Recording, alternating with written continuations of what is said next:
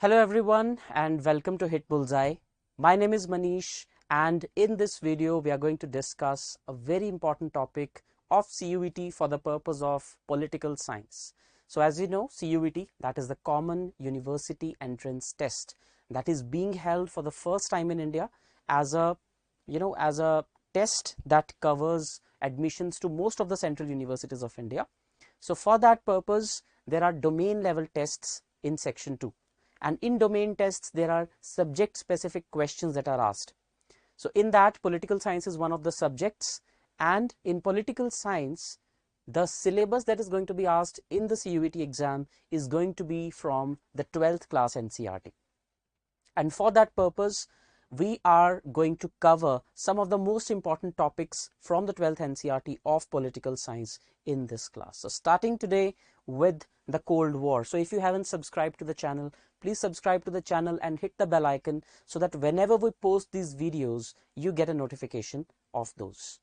And also share this video with your friends so that they can also benefit from the same. Now, when we talk about the Cold War as such is a very oxymoronic term. You know, at the one hand, you're saying that it's a war, which is supposed to be a very heated event. And on the other hand, you're saying that it's cold. So what does it mean? Isn't it an oxymoron where one word is denoting something else and the other word is denoting something quite the opposite? But actually, this term denotes that there was a state of hostility or rivalry between two countries which never actually went down to the level of a full-fledged hot-scale war. That is what we call Cold War. So in the 20th century, that is the last century, from 1900 till 1999, in that century, there were two world wars that were fought. The First World War and the Second World War. Once the Second World War got over in the year 1945, there were two major superpowers that emerged after the Second World War. One was the United States of America and the second was the Soviet Union. So one was the United States of America and another was the Union of Soviet Socialist Republics. Although they were on the same side when the Second World War was being fought, the differences amongst them, whether they were ideological differences or some other sort of differences like who gets to become the next superpower, those differences became quite a lot pronounced. And one of the major reasons for that was the ideological battle. While USA was a votary of democracy and capitalism, USSR on the other hand was a votary of socialism and welfarism. And due to that, there was a lot of rift between both these countries, and this is what we call the Cold War. So typically the period in the 20th century starting from 1945, that is the end of the Second World War, till 1991, this period is called as the period of Cold War. So we know why the Cold War started in 1945, because the Second World War ended in this year. But the question is, why did the Cold War end in 1991? Is there a specific event that can be associated with why the Cold War ended on this time? We will discuss about that by the end of this video. So this was a battle of ideologies, and it's not that just these two countries were involved. In fact, the entire world got entangled into this Cold War. Reason being, these two countries had the largest military in the world, were the largest economies in the world, and they tried to engulf the entire world for the sake of influence and for the sake of their own vested interests. There were so many wars fought in different countries in which their Cold War had a role to play. There was a nuclear arms race, which was the result of this Cold War. There were a lot of alliances that were formed in other parts of the world, that were a result of this Cold War. And countries as far as India, and even, there was no continent that remained aloof from this Cold War. So let's have a look at what this Cold War entailed and what was the end result of it. So what is Cold War? a term used to describe the relationship between America and the Soviet Union from 1945 to 1980s, roughly 1991. Neither side ever fought the other. There was never a full-scale war, but the consequences of that would have been too appalling. Both the countries were nuclear powers. So why was there never a full-scale war? Because the level of mutual destruction would have been so high that no country would have been able to justify that level of destruction. And that's why the countries never actually face-to-face, they never fought a face-to-face war. That was the reason. A doctrine that we call the doctrine of nuclear deterrence. It's like two persons standing in front of each other, holding guns on each other's, heads. So no one will fire because the other will also suffer incalculable damage. So just before dying, if the other person also pulls the trigger, both of them will die. That is known as the doctrine of deterrence or the logic of deterrence. In this case, since the Second World War had ended with the bombings on Hiroshima and Nagasaki, the world had seen what nuclear bombs could do. And these two countries were also aware of this fact that both of them are nuclear powers. So none of them actually wanted to fight a full-scale war with the other for the fear of the damages that it could entail. And that is why nuclear deterrence prevented it from becoming a hot war.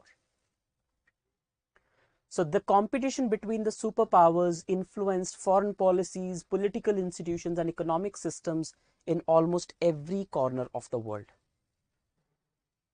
So that is what happened. Right? Now, if we talk about, in brief, about what this ideological difference was all about. Basically, the socialism and capitalism were made to be the basis of this Cold War. Because ideology is the basic thing on which the entire structure of your military, your economy, your society, everything is built over. So that ideology was, on one side there was Adam Smith and on the other there was Karl Marx. Adam Smith, the votary of capitalism. Karl Marx, on the other hand, the votary of communism or socialism. The crux of these two ideologies is that capitalism says that the means of production and the means of distribution in an economy should be in the control of private individuals. Private individuals should be allowed to own property, to do business, and to grow, so that due to innovation and due to hard work, the nation as a whole can grow.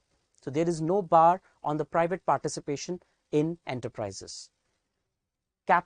Socialism, on the other hand, or communism, you can say, on the other hand, is an ideology that says that means of production and means of distribution have to be controlled and owned by the state, that is, by the government. So there is no private ownership of property allowed, private businesses are not allowed, and each and everything is owned and controlled by the government. This way, welfare can be ensured, but the negative is that, no one wants to work hard because there is no reward for it. There is there is less scope for innovation, and the biggest disadvantage is that it leads to inefficiency in the long run, because no one is, working for profits. They are, all being treated as equals. So the society, you can say, lags behind in the long run. So these were the two ideologies, both having their goods and bads. The negative point of capitalism is that some people become very rich and the others remain very poor. So the gulf between the rich and the poor is very wide, and equality is not the real motive here. But the society grows because some people work really hard. So one of the examples can be the United States of America of today. It's a capitalist economy and it is the largest economy in the world. There are individuals that have started companies like Google, Microsoft, Apple, some of the largest companies in the world, because it promotes capitalism. This ideology, on the other hand, where state is controlling everything, there is little scope for expansion to that extent. But in US, there is a lot of, there is a big gulf between the rich and the poor, which is very difficult to bridge. In socialist countries, on the other hand, people are treated equally. In countries like Russia, Cuba, where socialism is adopted to, to a large extent, there equality can be ensured to a large extent. So that is the basis of the Cold War. Then, so we have done what is communism and what is capitalism. Communism as a model was started by or was given by Karl Marx and Friedrich Engels. These were the two thinkers who gave this particular concept. Right? So it's an economic or social system in which property and resources are collectively owned by a classless society and not by individual citizens. So it's like government is owning everything. That is what it means. Capitalism, on the other hand, markets are efficient and should function without interference. That means private individuals should be allowed to function. Now, what is the core differences? What are the core differences between these two? So let's take a look at that. This chart will give you the clear distinction between the kind of things that actually were different in both these countries. In America, the votary of free elections. Soviet Union, no elections were there. It was a kind of a dictatorship, you can say. So America was democratic. Soviet Union was autocratic or having dictators like Stalin or Lenin. America, the ideology of capitalism, and Soviet Union, the ideology of communism. America believed in survival of the fittest, competition so that there can be growth. Soviet Union believed in everybody helps everybody, which in other words is welfareism or equality. In America, richest world power, America became the richest world power. Soviet Union had a poor economic base. So this particular point led to the decline of Soviet Union in the long run, which I will discuss with you in a few minutes. In America, a lot of importance was given to personal freedom. Soviet Union, on the other hand, the society was controlled by secret police. So personal freedom rights were not very much emphasized upon. In America, the press was free. On the other hand, in Soviet Union, there was total censorship. So when you give state the control of the entire country's property and businesses, the person who is holding the state becomes the owner of the country. So in Soviet Union, whoever the president of Soviet Union was, he used to be the owner of the entire country because the entire land of the country belongs to him. All the businesses, all the economy, everything belongs to him. So that led to the birth of dictatorship. But capitalism did not do that because there were private businesses, there were private ownerships of property, and one person could not own it all. So these are the concrete differences between both these types of societies. Now, when we talk about the Cold War causes, end of World War II, we have done that. Then all these things, the Man Doctrine, the doctrine given by US president to rebuild Europe. Again, Marshall Plan, the same thing. But as soon as the Second World War got over, there was competition between US and Russia about who will capture the most world influence. So they started, canvassing other countries into their blocks. They started making blocks. They started making groupings, and that's how they started expanding their own, flock, you can say. Right. So these were the leaders of that time. As you can see here, this is Joseph Stalin, the Russian leader at the beginning. And here you have the big three, at the Yalta conference, the Winston Churchill, the British Prime Minister. Then you have F.D. Roosevelt, the US president, and Joseph Stalin, who was the USSR president. So this is like the end of the Second World War, you can say. And again, this conference, as you can see over here, Winston Churchill, Harry Truman, and Joseph Stalin at the Potsdam Conference. So this is like the time when the Second World War was getting ended and the post-war world order was being decided. So here USA was trying to dominate and USSR also was trying to dominate, and that led to the things getting, a bit sore actually. And this is the leadership throughout the Cold War, like starting from the 1945, the US presidents. So it was actually Roosevelt who was the US president at the time of the Second World War. Then came Truman, Eisenhower, Kennedy, Johnson. These were the leaderships. And it also shows something dramatic. If you look carefully, the US presidents changed very frequently, but the Russian presidents not so. Reason being that they were dictators.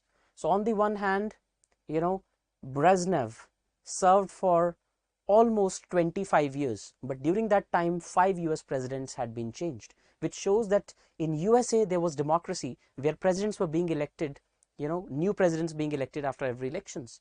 But in Russia there was a sort of you can say dictatorship, and that's why during the entire course of the Cold War just 5 people remained US presidents, starting with Stalin, then Khrushchev, then Brezhnev, Gorbachev, and finally Boris Yeltsin. So this shows the level of dictatorship. And if you look at China, for the purpose of contrast, the contrast is even more stark, because China was a clear dictatorship. So Mao Zedong served for, you can say, almost 30 plus years. And after that, Deng Xiaoping. One step further than USSR in terms of dictatorship. So this chart depicts the change of leadership and the frequency of change of leadership. Right? So what was the Truman Doctrine that we were talking about? Truman Doctrine was to help Europe to resist socialist threats. Basically, when the Second World War got over, USA also wanted that most countries should come on our side, and Russia also wanted that. So both started giving packages to the European countries to rebuild after the Second World War. And the Truman Doctrine was to rebuild Europe so that it could be saved from socialist influence. But that led to a lot of battles, small skirmishes, and the Europe was seemingly divided into 2 blocks, where Western Europe was more towards USA and Eastern Europe was more towards the Soviet Union. Right? Then again, the Marshall Plan, as I told you, for rebuilding Europe, and USA pledged $13 billion to aid war-affected European countries. Both these plans were aimed at influencing European countries so that they do not join the Soviet Union camp. So these were what 2 plans were all about. So the world, in a way, was divided between these 3 camps. One, which was led by USA, that's called the First World. Second, that was led by the USSR, called the Second World. And the Third World, interestingly, called the non-aligned countries. So at that time, or during that time, there was a third alliance formed by some countries which was led by India, called the Non-Aligned Movement. It's a very interesting thing, Non-Aligned Movement.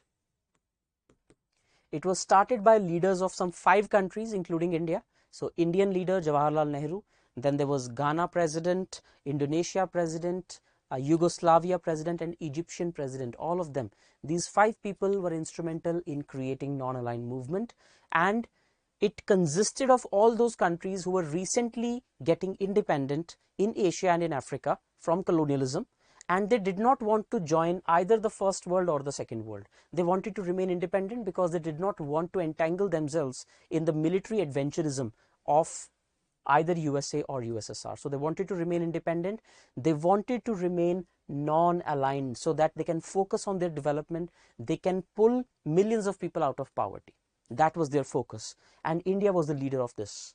That means during the Cold War, the position of India was of non-alignment. Neither with this camp nor with that. We will remain independent in our ideology, and we will not get into any sort of military adventurism.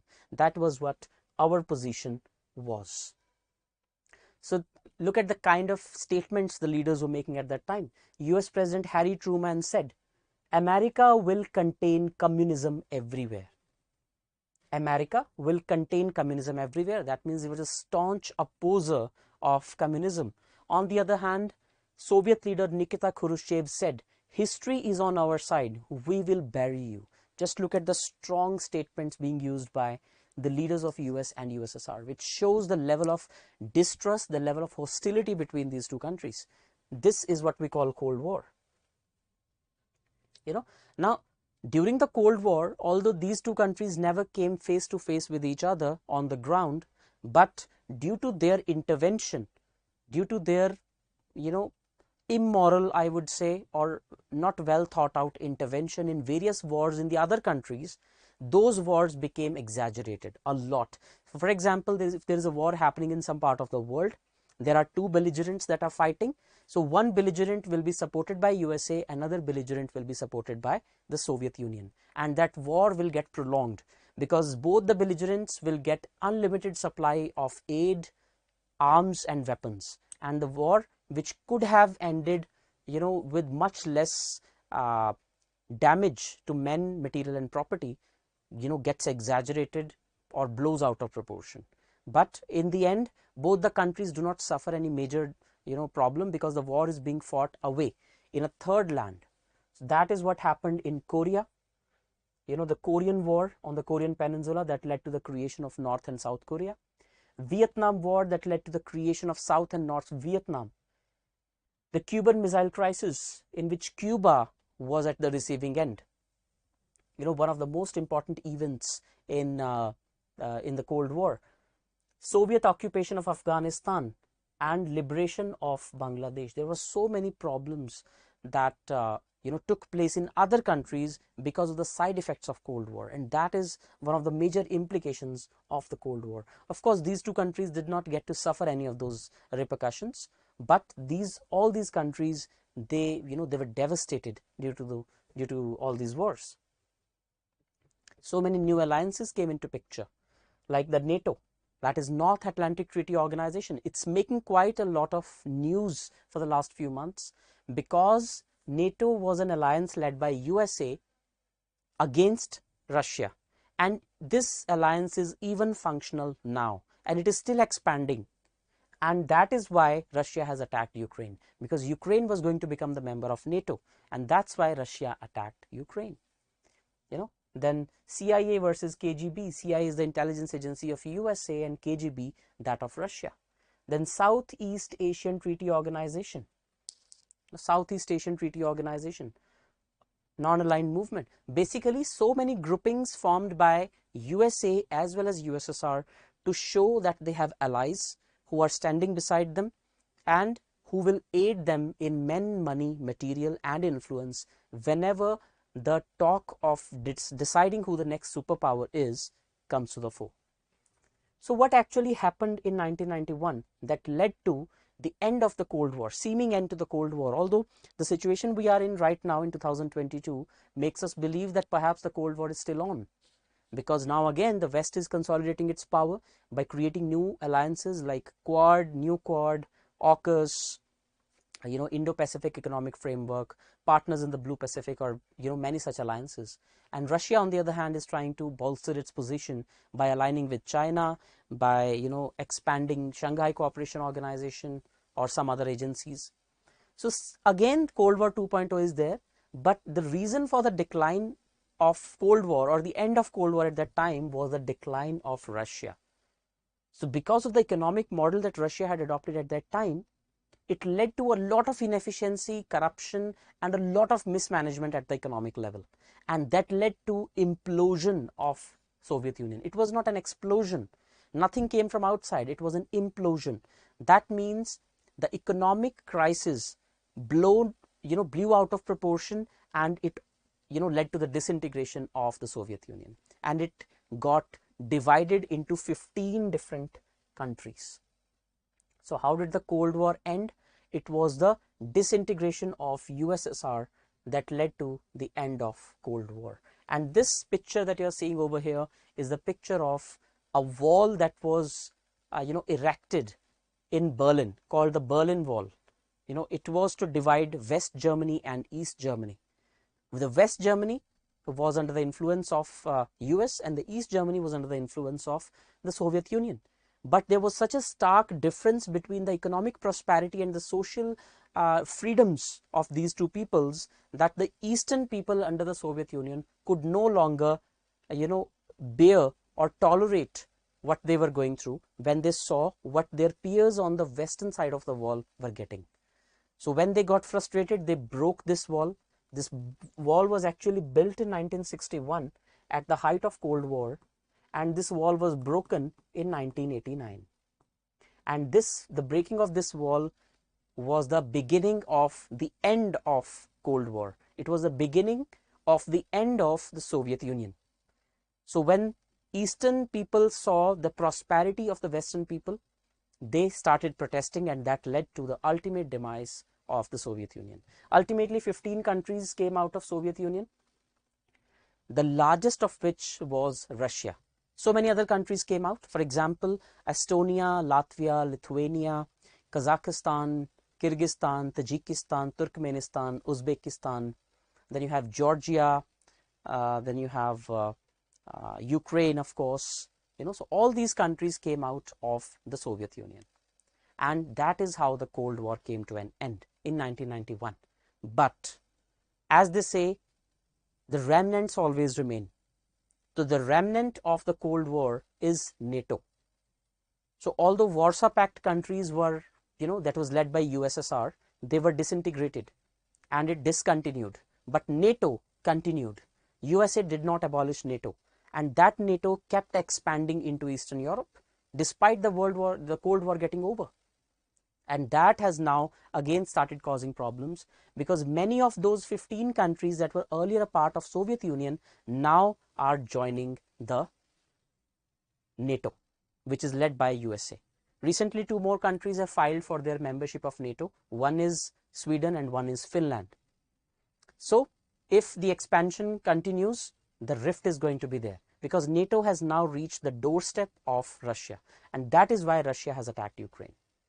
So that is how the knowledge of history can help us understand and appreciate the present situations much better. So if you know the entire history of Cold War, you'll be better able to appreciate whatever is happening in the world affairs right now. How the alliances are formed, how warlike situations are there, why one country is doing what it is doing, and why the other country is responding in a way it is responding. So that is all for this session.